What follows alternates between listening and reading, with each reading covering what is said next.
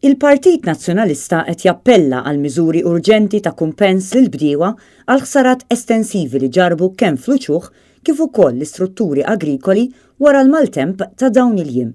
Uċuħ sħaħ li l-bdiewa ilhom jikkultivaw xhur spiċċaw meqruda kompletament. Fi stqarrija ffirmata mill-kellim tal-Oppożizzjoni għall-Bidja Edwin Vassallo u mill-kandidat għall-elezzjonijiet tal-Parlament Ewropew Peter Agius, il-Partit Nazzjonalista qed jappella lill-Gvern sabiex mill-lejla stess iwaqqaf grupp ta' esperti sabiex jagħmlu inventarju dettaljat tal-ħsarat ħalli jiġu kkunsidrati l-passi ta' kumpens minn hawn il-quddiem.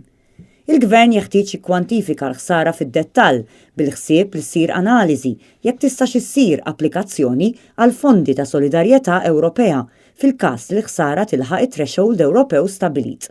L-istqarrija temm b'appell lill-Gvern sabiex iniedi minnu fih skema ta' assikurazzjoni lill-bdiewa b'għajnuna diretta ħalli l-bidwi ikun protett mir-riski u jkun jista' jinvesti perspettiva fit-tul.